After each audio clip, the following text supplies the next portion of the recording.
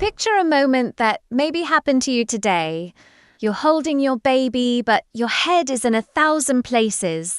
On your phone, on the bill that's due, on work. And for a few seconds, without realizing it, you simply disappear. You're there in body, but you're not really there.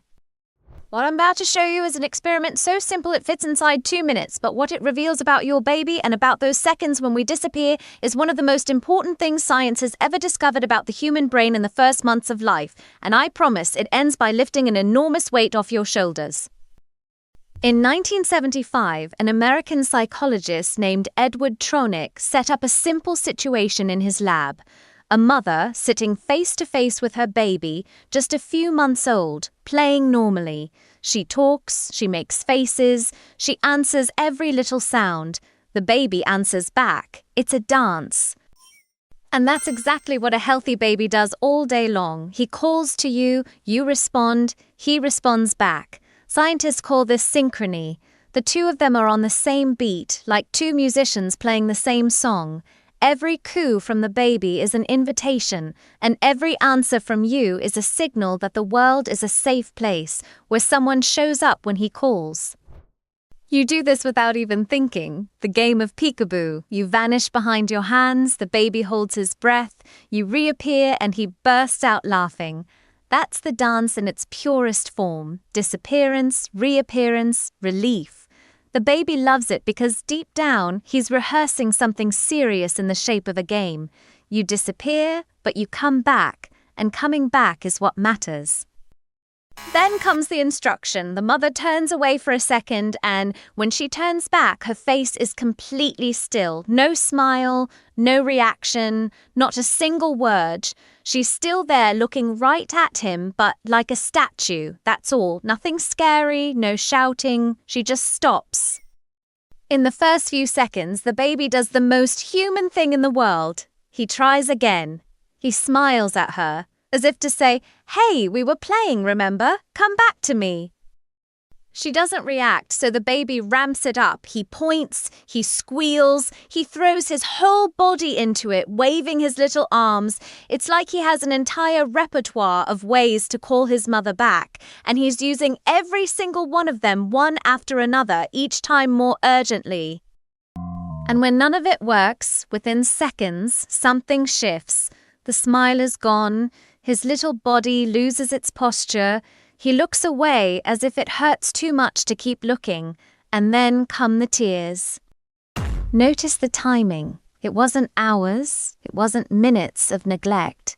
It was seconds of a still face for a baby just a few months old to fall into real distress. And this happened in the lab, dozens and dozens of times with different babies, always the same way. And here's the part almost no one explains to you. Why do 2 seconds of silence affect a baby so deeply? Because the baby doesn't yet know how to calm himself down. His brain, at that age, doesn't have the tools to organize a strong emotion on its own. So what he does is borrow your nervous system. When you're calm and present, he borrows your calm. His heart follows yours. His breathing slows down with yours. Scientists call this co-regulation. You are literally your baby's emotional thermometer. When your face switches off, his thermometer disappears, and he has no way to reorganize himself. And there's more. When the baby can't reach you, his little body goes into a state of alert. It's the same stress mechanism we have when we sense danger. The catch is, the baby can't switch that alarm off by himself. The one who switches it off is you when you come back. That's why repair isn't just a sweet gesture. It's what turns off the alarm and teaches his brain that hard waves always pass. Now, before that knot of guilt tightens in your chest, I need you to stay with me, because the most important part of this experiment is not the distress, it's what comes next. And this is where the story stops being scary and becomes one of the most freeing things you'll ever hear as a parent. When the researcher gives the signal, the mother goes back to being herself. She smiles, she talks, she picks him up, and what happens to the baby? He settles. Not instantly, not like nothing happened. There's a hiccup, a hesitation. But before long, he's smiling again, playing again, back in the dance. The bond didn't break. It was only stretched and then stitched right back together. Tronick gave this a name, Rupture and Repair. The rupture is the moment the connection is lost. The repair is the moment it comes back. And his discovery, the one that changed everything, was this. What builds a secure baby is not the absence of rupture, it's the presence of repair. Decades earlier, an English pediatrician named Donald Winnicott had already come close to this with a beautiful phrase. He said, "A baby doesn't need a perfect mother. He needs a good enough mother. A mother who gets it right often enough, who gets it wrong too, and who is there most of the time. Perfection," he said, "isn't just impossible, it actually gets in the way." And look at this number because it lifts an enormous weight off your shoulders. When Tronick measured normal, everyday interactions between mothers and well-cared-for babies, he found they were actually in perfect sync only about a third of the time. Which means the rest of the time, more than 2/3 of it, they were slightly out of sync. Mom reads a cue wrong, takes too long to respond, offers a toy when the baby wanted to be held. And you know what happens in those moments? They find each other again, over and over. Mismatch, repair. Mismatch, repair. So the healthy relationship between you and your baby was never about getting it right every time. It was always about coming back, about noticing you drifted apart and making the way back. And that way back, repeated thousands of times, is literally what teaches your child's brain to trust.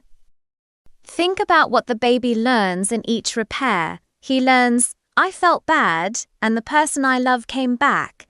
The world got strange for a moment, and then it got fixed. That has a name in neuroscience. It's the foundation of emotional security. It's the building block of a brain that, years from now, will be able to handle frustration without falling apart. And I know what might be going through your head right now, but I work full-time, but my child is in daycare all day, but I can't be present all the time. So listen to this carefully. The science of rupture and repair is actually the best news a working parent could receive. Because it's not the number of hours that builds the bond, it's the quality of the reunion. The baby who spends the day in daycare and at night gets 10 minutes of total presence, of eye contact, of real holding, gets exactly the repair he needs. That bath time, that bedtime are worth far more than they look. And when you lose your patience, when you raise your voice, snap, answer harshly on a hard day, that's rupture too. And it has its repair too. Coming back afterward, getting down to his level, and saying calmly, Mummy got upset, but Mummy loves you. That isn't weakness. It's one of the most powerful lessons your child will ever get. He learns that conflict doesn't destroy love, and that things can always be mended. And that time you put on a cartoon so you could shower in peace, breathe, that's not abandonment. You left, you came back, and you carried on together.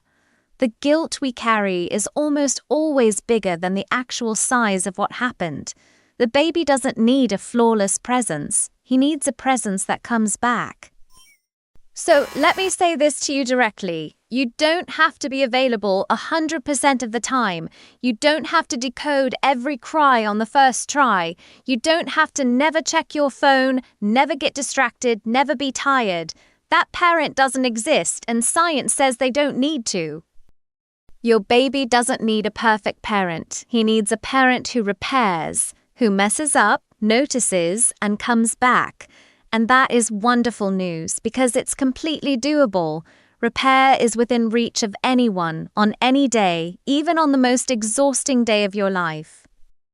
And what does all of this build down the road? A child who knows, deep down, that he can move away and explore the world, because there will always be somewhere to come back to. It's what researchers call a secure base. Every small repair today is a brick in that base. That's how you raise a resilient child, not by protecting them from all discomfort, but by showing them again and again that discomfort passes and connection returns. So what does this change in your actual day? 4 simple things you can start today. First, after a moment where you've been absent, on your phone, in the rush, distracted, don't beat yourself up. Just come back. Get down to your baby's level, look him in the eye, smile, talk to him. That reunion is worth more than having been present the entire time. Second, treat the ordinary moments like conversation. Diaper changes, bath time, getting dressed.